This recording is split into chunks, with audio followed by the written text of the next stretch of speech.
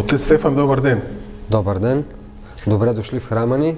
Днес имаше норяши в храма. Ако можете да ни споделите за енорията, за общността, която се черкува в този храм, за българи, гърци, които идват да се черкуват, които почитат Свети Йоан Рилски, които живеят заедно молитвено в тази общност. По Божие допущение ни се даде днеска в неделята на Блудния син да съвпадне с нашия празник на освобождението на нашата родина, 3 март. И сами видяхте по време на богослужението, че имаше и хора, гърци, които посещават храма ни, черкуват се. Знаете, че литургията тук протича на двата езика. Патриотизъм в храма е излишен.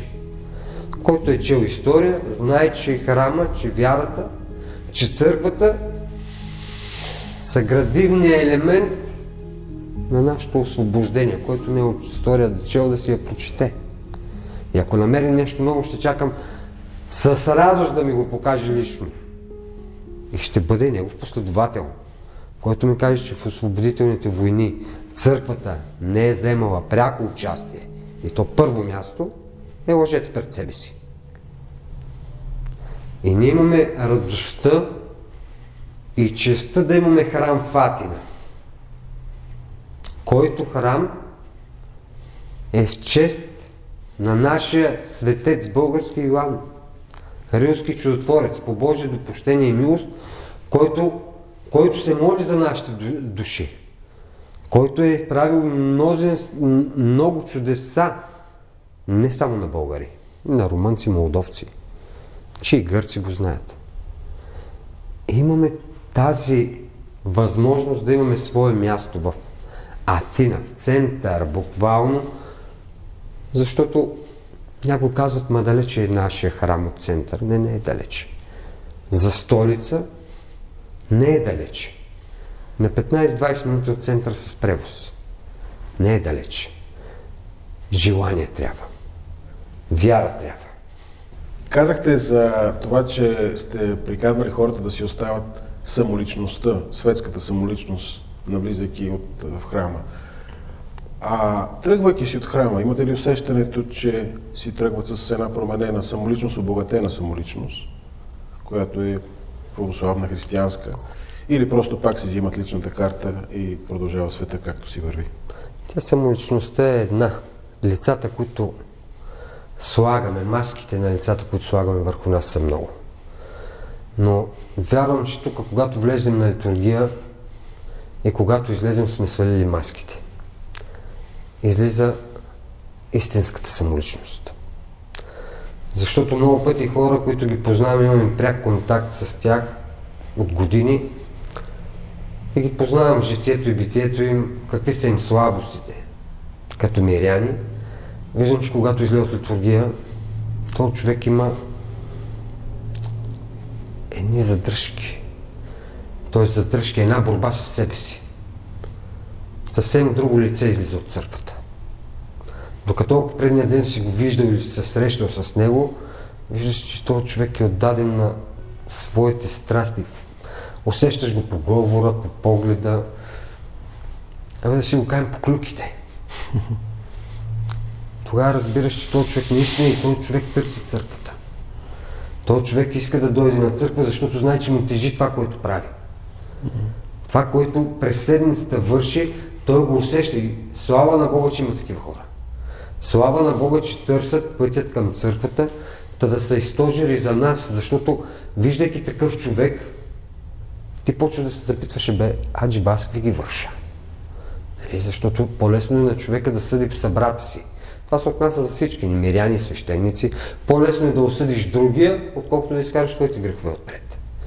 Когато видиш един човек, който има някакво име, си е изкарал някаква табела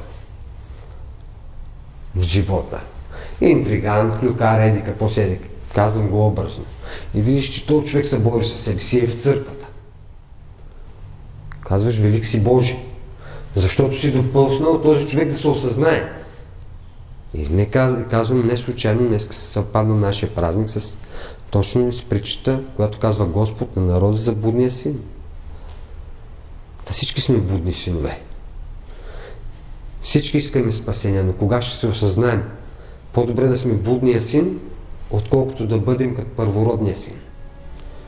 Да сме в краката на Бога, но да чакаме не да търсим покаяние, да изпълняваме закона само външно, без сърдечно покаяние, без смирение и да чакаме да ни се дава само.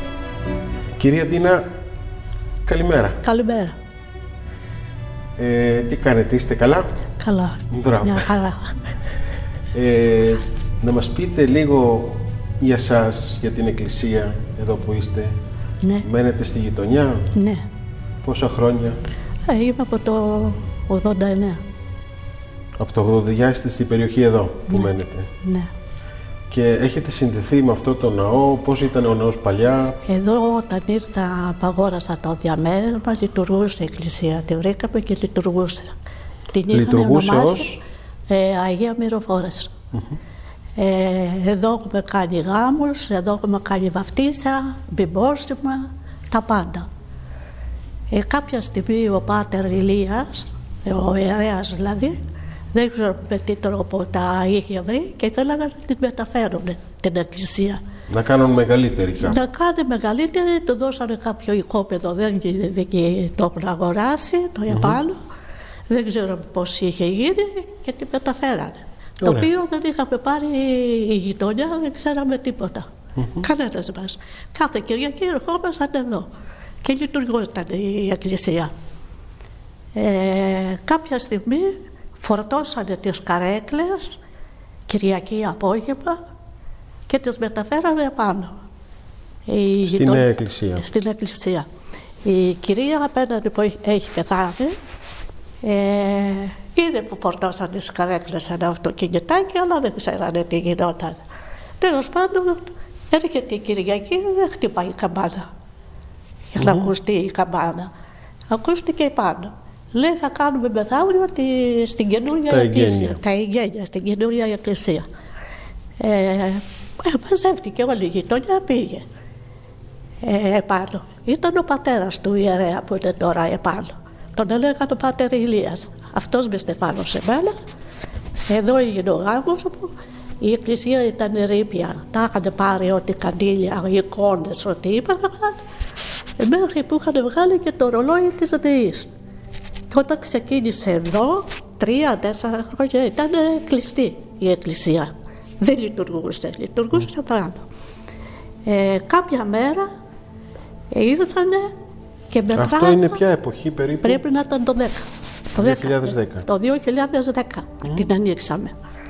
Βλέπω έναν, εκτός αυτού για να πω το Πάτερ Θανάσιο, που ήταν αρχιμαντρίτης, με μια κοπέλα. Αυτός είχε κάνει κάποιες ενέργειες. Αλλά πριν όμως γίνει αυτό, είχα δει ή Τετάρτη ήταν ή Πέμπτη. Δύο μέρες από αυτήν, δεν θυμάμαι τώρα ποια μέρα ήταν. Και μετράγανε. Μηχανική από τη μια γωνία στην άλλη και από την άλλη προς τα κάτω. Μέχρι στον Πλάτανο που πήγανε. Είδα όλη την κίνηση, ρωτάω. Είναι ο περιάβλιος χώρος του ναού, δηλαδή. Ναι, μπράβο, ναι, γωνία σε γωνία. Αλλά έχει πεθάνει η γιαγιά μου το είχε πει, γιατί είχε πάει πάνω στις Μυροφόρες αυτή και μου λέει, γιατί μας την κλείσαν την εκκλησία? Της λέω, ρώτα το Πάτερ Ηλία, γιατί την έκλεισε την εκκλησία, πού θες της λέω να ξέρω. Ανακοινήσανε, έκαναν καινούριο, μεγάλο. Κάναμε μεγάλο, τέλος πάντων. Εσείς όμως θέλατε να μείνετε εδώ να εκκλησιάζεστε. Ναι, για μας δεν έχουμε πρόβλημα και θέλαμε. Λοιπόν, μου λέει, ξέρεις τι άκουσα, μου λέει, λέω, τι συνάντησα. Μου λέει, ξέρεις τι άκουσα, της λέω, τι, της λέω. Θέλουν, μου λέει, να μας το κάνουν, μου λέει, να φέρουν γεροκομείο, δηλαδή ότι τους είπε. Είπανε και γυναίκα δηλαδή, δεν ξέρω. Ή γεροκομείο ή να το γκρεμίζουνε. Ποια να γκρεμίζουνε, της λέω, η εκκλησία δεν γκρεμίζεται. Εγώ στα ίσια δηλαδή αυτήν την ήξερα, ήταν θρήσκεια όμως, δεν υπήρχε περίπτωση. Δεν το λέω την Κυριακή στο Φίλιππα που είναι απέναντι στο γείτονα, γιατί αυτόν τον βρήκα εδώ που ήρθα, από παλιά. Και η κυρία Πόπη είναι από το 67. Η κυρία Πόπη υπάρχεται που μένει από κάτω. Και μου λέει εδώ. Και προσπαθούσαν να την πάρει και στον Λοτολό απέναντι. Αλλά είπαν να ανήκει και αποφασίσανε μετά, η Μητρόπολη αποφάσισε να τη δώσει στη βουλγαρική εκκλησία. Παροικία, το πούμε έτσι. Ναι. Ο άλλος, ο Πάτερ Θανάσιος, ο αρχιπατρίτης που ήταν, έψανε στη Ζωδόφοκ πηγής. Από ό,τι μας είπε δηλαδή. Όπως ήταν από τη Βουλγαρία. Και όπως ήταν από τη Βουλγαρία.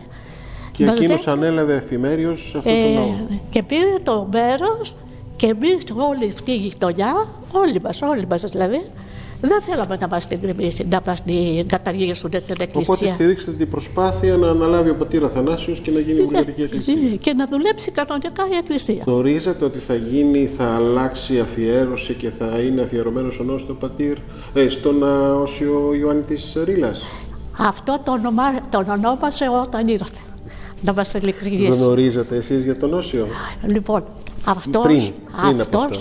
πριν αυτό, όμως δεχτήκανε οι υπογραφές των Ελλήνων, τις πήρε του ζώσαν. Οι υπογραφές ήταν για να στηριχθεί ο ναός να μην γκρεμιστεί. Ναι, για να μην γκρεμιστεί ή να μην το κάνει γεροκομείο που λέγανε. Και να παραμείνει η εκκλησία και να τη λειτουργεί ο πατήρ Αθανάσιος. Άρα εσείς στηρίξατε το να γίνει. Εμείς, ο φίλοι μας απέναντι, μαζέψαμε τις υπογραφές και τις πήγανε στον Δεσπότη στην Κηφισιά.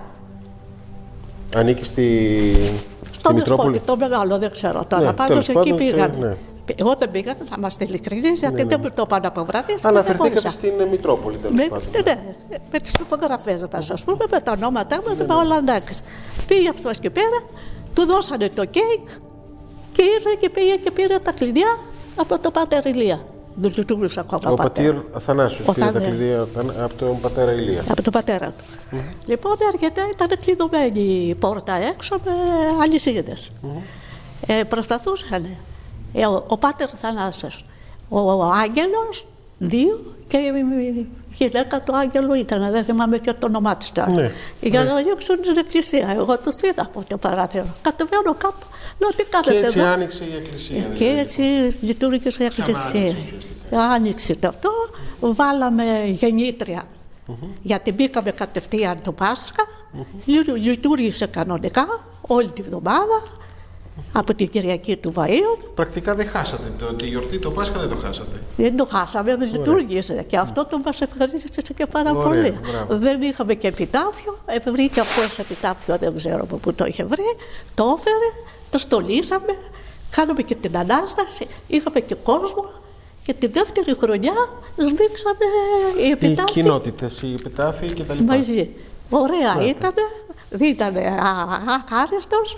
Τον δρόμο δεν τον ήξερανε και αυτός, δηλαδή ο Πάτερ Θανάσιος που λέμε, ο αρχιμαντρίτης. Του λέω θα σας πάω εγώ, του λέω μαζί με τη Μαρία, της Κυραπόπης στην κόρη. Μπροστά εγώ με το φανεράκι,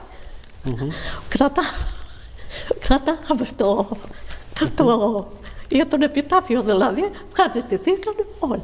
Και με την πρώτη χρονιά ανοίξαμε το 10 όπως σας είπα και στις 26 Οκτωβρίου που είναι ο Άγιος Γιάννης Ρήλας.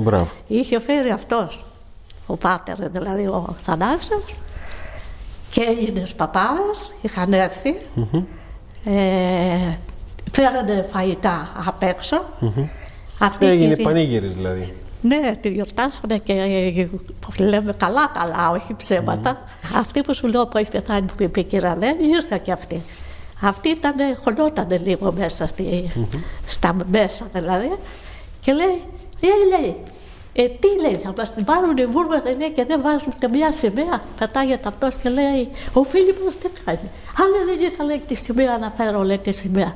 Τσιλό μη φωνάζεις τσιλό και να λένε θα πάω να βάλω εγώ τη δικιά μου τσιλό. Και ήρθα και τους έβαλα τη σημαία και λένε οι παπάδες οι δικοί μας, οι Έλληνες, δεν ξέρω που είχαν έρθει, τους το είπε ο άλλος δηλαδή, πήγαινε λέει φέρτε μια σημαία για να είμαι ολόσωμαι λέει. Και έτσι μάθαμε τη δεύτερη χρονιά.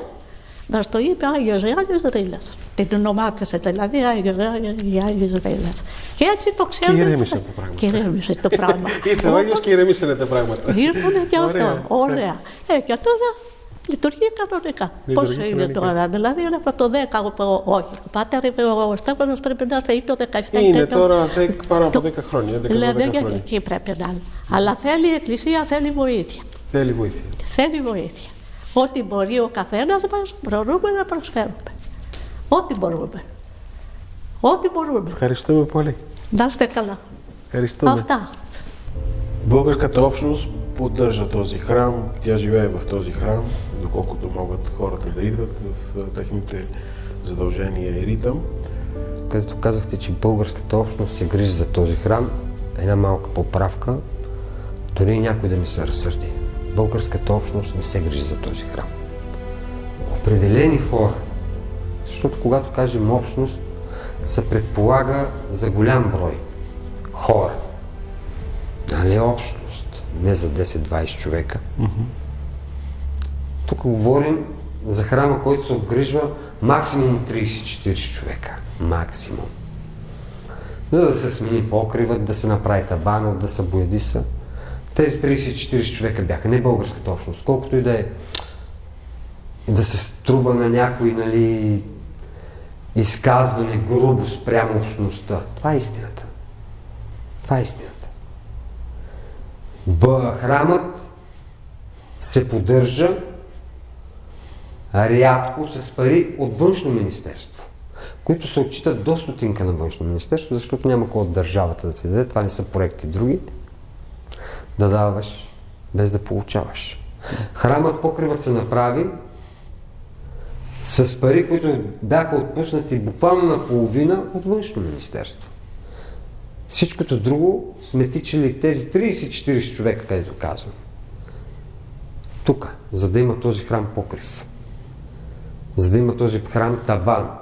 За да бъде боядисан този храм.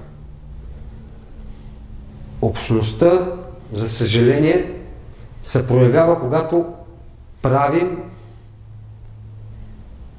тържества.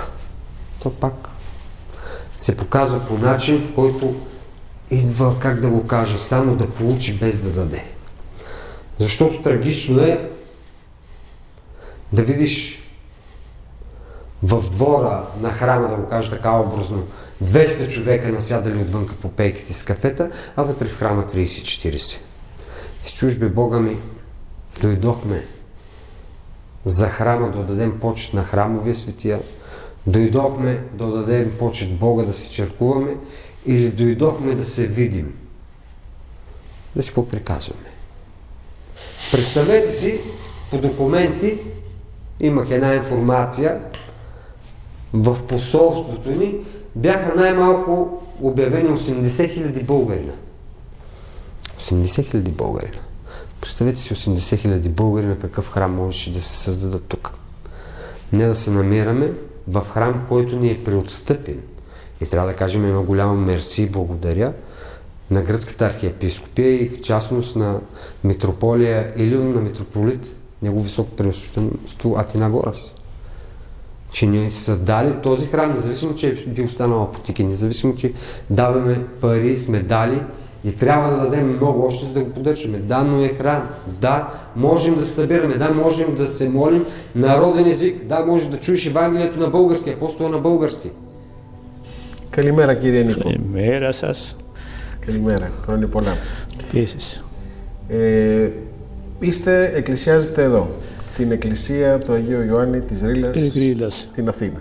Κάθε Κυριακή εδώ είμαι και έρχομαι από τις 7 η ώρα. Από τις 7 η ώρα. 7 η ώρα. Μαζί με τον πατέρα Στέφανο. Όχι. Ανάβω τα καδίλια, το ένα τ' άλλο, προετοιμασίες, για να έρθει ο Πάτρος Στέφανος να είναι έτοιμα. Να είναι έτοιμη να για τη κάνει τα δικά του λειτουργία. Κάθε μέρα. Κολώνα το ναού. Κολώνα. Πόσα χρόνια? Έχω 10 χρόνια. 10 χρόνια. Ανελιπώς είστε εδώ, στήριγμα του ναού. Μένετε εδώ στην περιοχή, στην γειτονιά? Εδώ, στη γειτονιά δηλαδή. Αγιανάργυρε. Είχατε προλάβει το ναό προτού γίνει? Όχι. Εγώ πιστεύω πρέπει ο κόσμος να έρχεται να κάνουμε κάτι στην εκκλησία, γιατί έχω βάλει και προσωπική δουλειά κάνουμε. Το θόλωδο, όπως βλέπετε πάνω, Δεν έχει γίνει όταν ήρθα εγώ. Πριν 3 χρόνια, 4 έγινε. Έχετε κάνει ανακαίνιση. Ανακαίνιση και άλλα πράγματα. Παρ' όλα αυτά χρειάζεται να γίνονται έργα ακόμα. Χρειάζεται πάντα. Όσο όμορφη είναι η εκκλησία, τόσο αισθάνεσαι όταν μπαίνεις μέσα γαλήνη. Έχετε μεταφέρει και αυτή την αγάπη και στα παιδιά σας? Ναι. Είναι. Τα παιδιά είναι, τα γόνια μου, κάθε ώρα στο μυαλό μου είναι μέσα. Τα скептομαι πολύ. Има ли практика българи да кръщават децата си тук, да правят сватби? Да, има практика. Слава Богу, имахме кръщавки, венчавки, за сега все още не. Има наченки обаче, нали, слава Бога, и това ще стане. Но, пак казвам, при нас българите са сложни нещата. Сложни са, защото имаме един поглед ли, как да го нареча, криво разбрано битие ли. Отдаваме значение на масата, на последствието от кръщението. Отдаваме значение как ще се съберем соя, да хапнем, да пинем, да се снимаме, да танцуваме, защото сме направили кръщавка. Не отдаваме значение на мистериото, на таинството. Не отдаваме значение, че този човек, който сме кръстили, той вече има ангел Господен. Той е представен от Бога. Той е измит от първородния грях. Не отдаваме значение. Да чакаме да с църквата, помощ за църквата, няма как да стане. 50 000 евро имаме на първо четене, защото ви показах цеплятината, която от земетресението, пропадането на храма, има на южното крило. Точно така, дясната на десния кораб на храма, да го наречем така. Пропадане, на този покрив, който правихме и таван, виждат се и цеплятините, дърпането няма как. Това са неща, които технически се случват. Няма как да стане.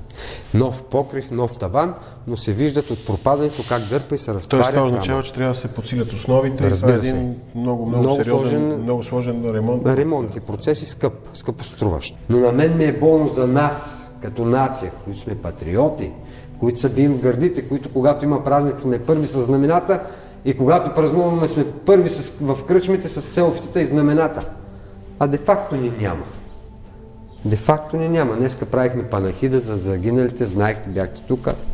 Надявам се, че имате и снимков материал. Видяхте колко хора бяхме. Също беше и за Левски. Брате патриоте, православни, къде си? Нямаше та. Нямаше та. Да се помоли за душата му. Не да му даваш на бюста, на камъка цветя. Нищо, това го прави за себе си. Помоли се на Бога за душата на Василий. Помоли се на Бога за душите на те, където умряхте, да сме ние тук. Но нека да не се съдим един другиго. Нека да си помагаме. Έρχεται το Πάσχα, σιγά σιγά μπαίνουμε στη Σαρακοστή. Εδώ θα κάνετε Πάσχα. Ναι, οπωσδήποτε και λέμε πότε να έρθει να περιμένουμε την Ανάσταση. Στη γιορτή του Αγίου πώς γίνεται, πώς το γιορτάζετε τον Οκτώβρη, στη γιορτή του Αγίου του Ιωάννη της Ρήλας? Φεύγω, δεν είμαι εδώ. Σας είναι εμπόδιο όταν γίνεται η ακολουθία στα βουλγαρικά ή... Όχι, δεν με πειράζει. Παρακολουθούμε τα ίδια λόγια, γιατί τα καταλαβαίνουμε. Έτσι. Αλλά στην ουσία τα ίδια λόγια είναι. Έτσι, τα ίδια λόγια. Ναι, δεν είναι κάτι διαφορετικό. Αν ήταν κάτι διαφορετικό και δεν μου άρεσαν, θα πήγαινα και στις ελληνικές εκκλησίες. Αλλά μου αρέσει αυτή η εκκλησία εδώ, που έχει πολλοί κόσμος. Μου αρέσει. Έρχεται κόσμος εδώ. Έρχεται, εντάξει, έρχεται. Αλλά πρέπει να έρθουν περισσότεροι. Περισσότεροι πρέπει να έρθουν. Ευχαριστούμε πολύ. Να είστε καλά και καλή Ανάσταση να έχετε, να χαίρεστε τα παιδιά σας. Επίσης. Това е един чудесен проект, който си заслужава. И не само за нас, българите, а и за гърците, за да разберете, че светостта на един човек, когато Бог благослови, е за цял свят, не е само за българите. Не може да сложим граници на светецът. Ма той е нашия. Не е нашия. Бог благослови българин да стане светец и да се нарече Йоан Рилски. Какво смятате, че намират гръцките еноряши, които идват от квартала, от съседните къщи, които много от тях са живеяли в този храм, черкували се в този храм, още когато е бил храма на светите мироносци и преди да бъде храм на свети Йоан Рилски. Те продължават да идват, помагат, колкото могат, присъстват. Какво ги привлича, какво ги кара да бъдат тук? Духът на тая общност, на тая молитвеност, която има тук в храма, макар и малцина да сме, това ги кара да идват. Може пък и до некъде да е добре, че няма тази помпозност в нашия храм, като всички останали, дори и по канон. Не сме изрисувани, нямаме икони, нямаме пишна украса, злата и така нататък. Може би и това ги кара. Защото тук идват само с сърце и в мисъл за Бога. И сядайки на тези столове, които нямат нищо общо с катистарите по храмът, те наистина следват литургията. Те наистина се отдават на литургията. Когато влезе някой друг човек, който не присъства редовно на службите, веднага се усеща. Усеща се защо? Защото се променя духовния климат, да го кажем. Защото знаят, че като влезнат в храма тези, които идват всяка неделя, тихичко, кротичко взимат си свищени, разговарят, палят. Докато влизайки някой, който не се черкува, просто усеща смут. Наистина духовния климат се разваля. Просто усещаш в въздуха бръмчение, жужжение, както искате го наречете. Разбирам, че енорията, че хората, които се черкуват, независимо от техния брой, е здрава и богата духовно. Може ли така да се каже? Това е... И създава предпоставка за това да ви една кажа, добра мая. Само Господ го знае колко е здрава и богата. На пръв поглед, слава Богу, има посещаемост. Вече за духовния живот се надяваме, че поне по време на Светата литургия има. Имало и беседи сме провеждали на църковна тематика. И катехизи си имало. Който е дошъл на църква, винаги след като е привършила литургията, излиза и казва: слава на Богу, нещо по-различно изживяване. Когато поставиш Бог като цел, и Бог ти помага. Когато поставиш азът си, Бог пак ти помага. Да откриеш и да потъпчеш гордостта си. Само че Неговата помощ се изразява в това, че трябва да имаш смирение и търпение. Това как го придобиваш? Чрез скърби и мъки. Аз няма какво да печеля от вас. Аз искам вие да печелите от църквата. Господ ни е дал благословението си. Това е най-голямата печалба. Когато ви благослови Господ, всичко ще е добре.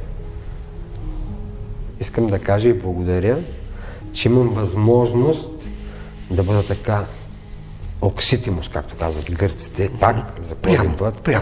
Прям и да си кажа, че да, храмът ни имаме го, той да обслужва нашите щения пред Бога, нашата духовност. Да, тук съм, като свещеник, но има нужда и от здрава ръка. Има нужда да се грижим за него.